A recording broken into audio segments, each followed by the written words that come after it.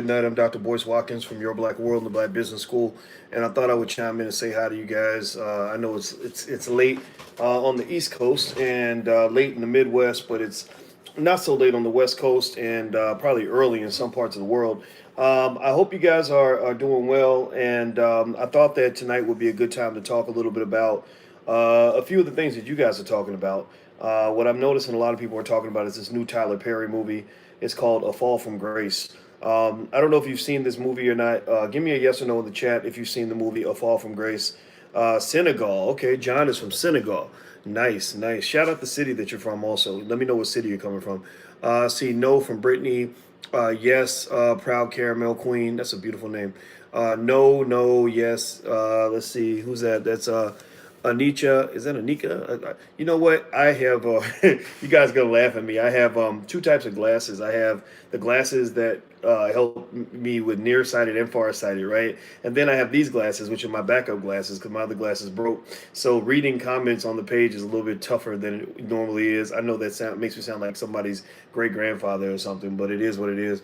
Okay, just saw the movie tonight. All right, is that Gulfport, Mississippi? I see New York City, Baton Rouge, Louisiana. I was just down in New Orleans, and I'm gonna tell you, I had a great time. We did a weekend wealth summit down there, and it was really awesome. And I met a brother named DJ who runs a nice little club, but it was really cool. He invited me to his place, and it turned out I bumped into his brother on the street. I got lots of love from people on the street in New Orleans, and I ran into this brother on the street, and he's saying, "Hi, how you doing? I really like your stuff."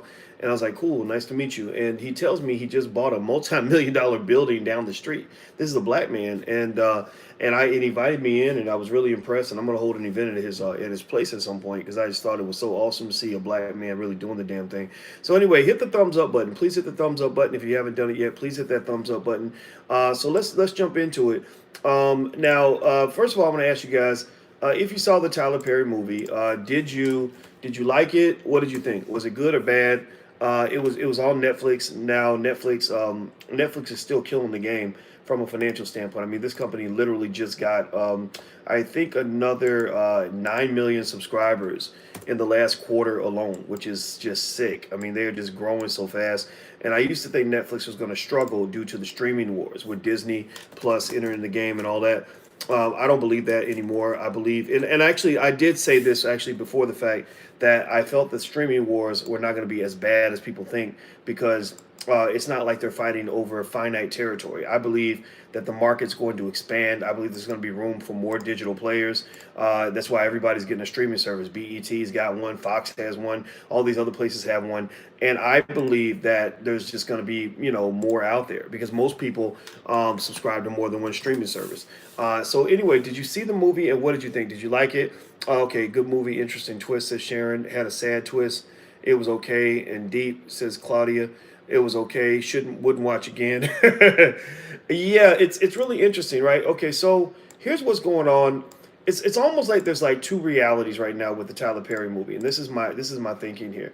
The one reality is what you're seeing on the internet. You're seeing that those who have the biggest digital footprint, biggest digital voice, who are the most active players on social media, on Twitter and everything else, they're really dragging the movie.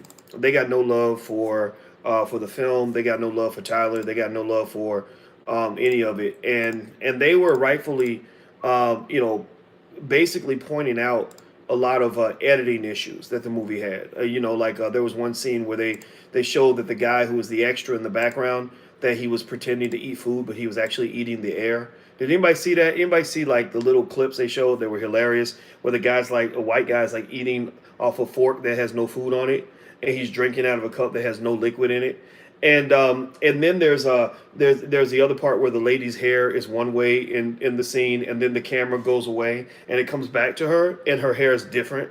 Or little things like she gets out of the bed, she's walking down steps or to go downstairs, and she's wearing slippers, and then they show her coming down the steps and she's barefoot, and they're like, how did she get barefoot? Right there, just a long list of really interesting little tiny details that a filmmaker is going to notice, that a filmmaker, somebody who makes movies for a living, is going to say this is unacceptable, this should not be allowed, this is crazy. Now let me just tell you a little secret about Tyler Perry though. Here's one interesting thing. This is what I picked up from him from the one time that he and I talked. One time Tyler Perry called me. It was after I talked about him on CNN, but I didn't drag him. I'm still not going to drag him. I'm not throwing Tyler Perry under the bus. So if you're here to see me throw him under the bus, you're not going to get that satisfaction. I'm just not interested in throwing him under the bus because I don't think Tyler is out here really deliberately trying to really hurt anybody. Although I will be the first one to say that I'm not a big that the movies are not my genre. I'm not the target audience of a Tyler Perry movie about 95% of the time. But I don't, I don't. That's a battle I'm not picking, mainly because I don't think that he's completely harmful. Although I do think that there's room for critique, right? So here's the deal with Tyler. The one time we talked on the phone, I remember the first thing he mentioned when we talked was he said we were talking about actually Spike Lee at the time. If you remember, Spike Lee was a big critic of Tyler Perry's back in the day.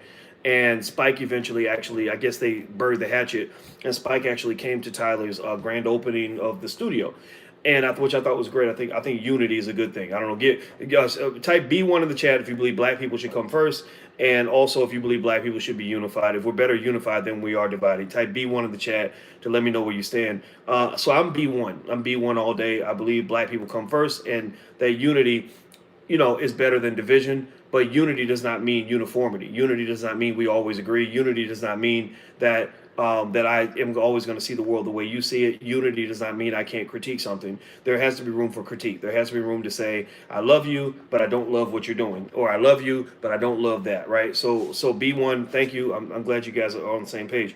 So, Tyler was talking about Spike. When we were talking, because that controversy had just happened. Two big things that had just happened when I talked to Tyler on the phone. One was that he had just had the controversy with Spike Lee, and I could tell Tyler was really pissed off and hurt by the fact that Spike just really had an issue with Tyler and his movies, and and I'm not saying this Spike didn't have a good point. The second thing that had just happened was Tyler had just been, the day before, he had been on the cover of a magazine as the highest paid man in all of Hollywood. And I remember I asked him, I said, so how does that feel to be on the cover of a magazine listed as the highest paid person in Hollywood? And he said, I hate it. He said, nobody wants, the amount of money that you make to be put on the cover of a magazine. And also nobody sees how much money it costs to run a business, and I understand that very well. That's why, honestly, I don't tell anybody what money I make, because they don't understand. When you run a business, your revenue might be high, but your expenses might be high too.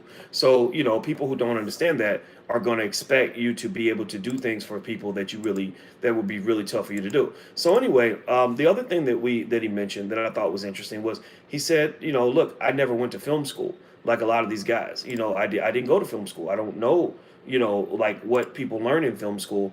And I remember actually saying to him, I said, I actually think that gives you an advantage over a lot of filmmakers. I said, because, if you are coming in with a fresh eye, because you were never formally trained on this, you're going to have the ability to skip steps that other people can't skip. You're going to see the difference between the real shit and the bullshit. What needs to be done and what is optional. If they're spending $1 million to do it, you're going to spend 100,000 or whatever, because you're going to see where, corners can be cut in a good way. And you're going to get to the heart of the issue. And I actually don't think that's a terrible thing. And so, what I see when I saw Tyler Perry's movie, and I watched about 30% of it, and I'm going to watch the whole thing. I'm going to finish watching it. And what I saw from the 30% of the movie that I watched, because I did watch some of the movie, is that it was not a bad movie the way people are making it out to be. I mean, people are really drilling the hell out of this movie like it's just complete garbage. And I think there's a little bit of jealousy in there. It doesn't mean that it's not accurate, though. Doesn't mean that Tyler is going to get an Oscar anytime soon. I don't think Tyler's going to win nobody's Academy Award. But if I'm Tyler, I wouldn't give a shit about the Academy Award. Because I think to some extent, on certain levels, Tyler Perry is teaching business school right now. He's teaching, how to build something, how to build an empire. It's his. He did something nobody else has ever done. But there's the legitimate critique to say, if you had not put on the wig and the dress for all those years, dressing as Medea, that empire would not be built. So Tyler Perry Studios, to some extent, is an empire that Medea built. That is, I think, a valid critique of all of that, in a sacrifice that I don't really know. It's up to the individual to decide how you feel about that. I personally wouldn't do that, and I personally can't say I co-sign on that. And I also am the first to say I'm not in that Tyler Perry demographic myself. But here's the deal. I'm going to say this about the movie. I watched it, and it wasn't like it was just a big pile of garbage. The storyline is good. The man understands drama. He understands, he throws in, there are usual elements I see in a lot of his movies. I'll see a lot of things, a lot of storylines that connect to black women. That seems to be his strongest demographic.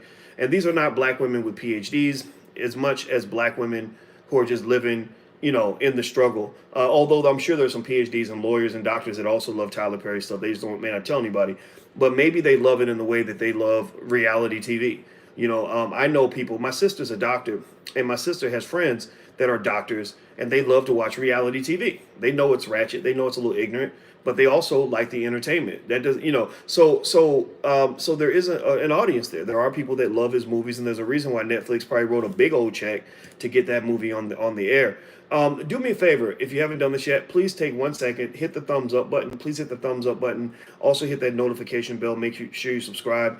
And if you want to get a text notification whenever we go live, we send out texts just a couple times a week, so not too often, but maybe no more than 2-3 times a week. Anyway, if you want to get a text notification, text the word Boyce to 31996. Text Boyce to 31996. And also, you guys see blagenough.com. This is the social media platform we built. We actually trademarked this term and the platform, and it's kind of a little bit like Facebook, except it's blacker, and you won't get banned for saying what you want to say. So feel free to go sign up at blagenough.com. Let me see here. Now, somebody says, Dr. Boyce, if we paid you, would you wear a dress on your next YouTube video? How many languages can I say hell to the no? Like, make that hell to the fuck no. make that if I see you, whoever asked that question, me and you gonna fight. Me and you are gonna have a fist fight in the street. Is that Millionaire Male? Me and you, we meeting Tuesday on 5th Avenue, and I'm gonna beat your ass for even asking me that damn question. I'm playing. It looks like Millionaire Male might be a woman, I think, and I would never hit a woman, so dang. Okay. Anyway, let me quit. Let me keep going. All right. So here's one thing that was interesting. I was curious to see what the community thought, because I processed Tyler Perry a lot to try to figure out how, I've heard all the opinions. I've heard people on one end basically saying, he's cool, he's just doing his thing. He's creating jobs for black people. And I love the studio for that reason. But then I've heard people say, no, these movies, there was actually an article somebody wrote basically saying Tyler Perry made all his money by selling out black women. This was actually on Yahoo or something, some big platform. And so I did a survey, and I just asked, I asked on Twitter. My Twitter is Dr. Boyce Watkins 1, Dr. Boyce Watkins, and then the number 1. And I just said, do you feel Tyler Perry studio films are a good or bad thing for the black community? 2/3 of you said good. 2/3 of you feel that Tyler Perry Studios is a good thing. So I'm going to ask you guys a yes or no question. And Nate, I'm going to answer your question too about Delonte West in a minute. Let me ask you guys, yes or no, do you think that Tyler Perry studio films are a good or bad thing for the black community? Or actually just say good or bad. How about that? Instead of saying yes or no, say good or bad. Are Tyler Perry studio films a good thing for black people or a bad thing for black people? What do you think? What do you think? Let me see. Okay, I see a good, bad from Claudette. Life Bella says good. Up top, bad. I see Computable says bad. Sincere Presence, good. Shelly Hunt, good. Don Carter, Shad. Okay, a lot of y'all saying good. A lot of you don't have a big issue with Tyler Perry movies, and so I think that's fascinating. I will say that in my opinion, when I watched the movie, it was pretty interesting. Like, I was like, okay, I'm curious. I want to know what happened now. The cinematography was not outstanding. I mean, I'm sure, like the guy, like the extra that was eating air and drinking air, and stuff like that. And they should have caught that, of course. I think that really speaks to the legitimate critique to say, okay, you got to step up your editing game. You're getting a lot of attention. You're making millions of dollars. Quality does matter, and there is quality there, but maybe not the type of quality that might happen in the editing room. I think also there's a legitimate critique on Tyler about that whole thing where he was saying that I'm the only guy who writes all my movies. Like, I am every character. I am every woman. These are women's movies, and these women's movies should have women's voices. Like, we know this, right? Like, I don't know. Give me a yes or no if you agree that a movie written about women and women's stories should have at least one woman writer, actually several. Yes or no? Do you think women's voices should be included in stories that involve women? Somebody said better wigs. That's really funny. Yeah, I think that they should. And I think also, remember this, when you're building these massive empires and making all this money, there is a responsibility that people expect you to have that goes beyond just polite charity. Tyler Perry does a lot of good charity. And again, I don't think it's an accident that these charitable acts get into the media. Usually, it's a very deliberate act. Somebody has to call the media. The publicist has to get on it in terms of making sure the public is aware of what you're doing. And so I suspect that there's a deliberate campaign to market the charitable acts he does for the community, and that's fine. He deserves credit for that. But when you go and you spend $25,000 getting a lady's roof fixed because her house burned down, that's a wonderful thing. But really, the black community doesn't need charity. The black community needs trade, and trade at a very high level. So because charity is never as sustainable as trade. We talk about this in terms of black economics. Trade is when I respect you, I'm doing business with you, I'm putting massive amounts of money in your pocket. It's almost like when I was in New Orleans and I saw these young brothers performing, and they did a great dance thing and everything else, and they were catering to the white people. And I was watching this whole really entertaining. So I'm sitting there and I'm watching these guys, and I really felt bad for them because they were really, really, really working overtime to try to get these white people to give them money. Like they were just, it took them good 15 minutes to do the finale because they were waiting on the white people to give them money, and they kept saying like, rich white person is going to give us $50. Which white person is going to give us $100? And I didn't like that because I felt that it was a little bit degrading.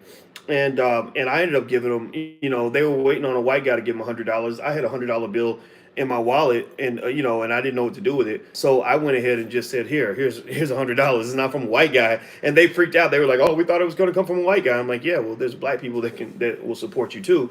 But the point of the matter was, I felt like, I said, gosh, if these guys, I wish I could help them even more by talking to them about their monetization procedure and helping them realize that it's really hard to get somebody to give you $5. It's probably harder to get them to give you $5 in charity than it is to get them to buy a $20 product, right? And so my thought was, why not just sell a product? Well, that way you maintain your dignity and you're actually going to increase your revenue and everybody wins out of the deal. Charity, unfortunately, is just not enabling in terms of enabling the stronger part of who you are. Charity enables the weaker part of who you are, and it's something that should not be permanent. It should be temporary. And so the point of the matter is that, I see Tyler Perry doing a lot of good charity with the black community. I'm sure he pays so many people, it's ridiculous. But I don't really see any black writers, coming out of his camp that become famous. Like I haven't seen like a Shonda Rhimes type person come out of that camp and go on to get $100 million deal. I haven't seen black directors come out and get a massive deal. And I think that when he went public, on that Instagram and said, I am the writer's room, I write everything by myself. I think that he felt that was a testament to his work ethic, which it certainly is. But it's also it could be argued to be a testament to what some would define to be selfishness. That you want all the spotlight, and that when you're there, when Tyler Perry's in the room, ain't no more sunlight for nobody else. Almost like the little trees, like if a big oak tree is sucking up all the sunlight, the little trees can't grow because the oak tree is sucking up all the light and saying, look at me, and all the other little trees beneath you are dying. And there has to be a point where that tree pulls itself in and says, okay, I'm gonna still take some of the light. I'm gonna still get the light because I'm the originator. I'm Tyler Perry. I'm always gonna get my shine because my name's on the studio. But I also want some light shining on these little plants that are beneath me, right? So that's my thought on it. I encourage you to go check out the movie. It's not that bad. If that's the kind of thing you're into, it. Like I said, it ain't an Oscar winner, but y'all know how I feel about the Oscars. I think that's a bunch of bullshit anyway. It's a bunch of stuff white people made up, so I'm not into chasing Oscars anyway. I'd rather chase empires. Anyway, the last couple things I'll mention to you guys, please hit that thumbs up button. If you could, please hit the thumbs up button, share and subscribe button. Also, in a couple of days, we are doing a digital event, online event that you can actually participate in from the comfort of your home. On Thursday, we're having Herb Strather come in, and he is going to talk about commercial real estate, how to get into the commercial real estate game. Herb Strather has done over $2 billion in deals. in commercial real estate. So we know all about the thing. We know all about the entertainers. We know about the rappers. We know about the basketball players. We should also know about the businessmen and businesswomen in our community that are doing things on an epic scale. Herb Strath is one of those people. He's done $2 billion in real estate deals, so he knows what he's talking about. So he agreed to come into the Black Business School. That's the kind of faculty we have. We give you a better education than what you got in college. It is a blacker education than what you got in college. It is a less expensive education than what you got in college, and it will lead you to people that are relevant in their fields, that know how to actually get it done, unlike a college professor, unfortunately, many of whom can only teach you what's in a book. So if you want to participate, just take a visit to drboyceseminars.com. That's drboyceseminars.com. You can get a pass to the event where you can be there, ask him questions and all this other stuff. And also for those of you who live in the Bay Area, I'll be speaking in the Bay Area next month at the Wealth Summit. You can go to wealthsummit.info if you want to know more about that event as well. Constance Carter, who is actually runs, from what I understand, the largest Black real estate firm in California, invited myself in along with George Frazier and a bunch of other people. So that's going to be really dope. And that's going to be, I think, in about 3 or 4 weeks, something like that. I got to look at my calendar. But you can go to wealthsummit.info to find out more, or Dr. Boyce Seminars to find out about the seminar. So anyway, you guys have a good night. And I'm out, and I will see you soon. So hit that thumbs up button. Talk to you later. Peace.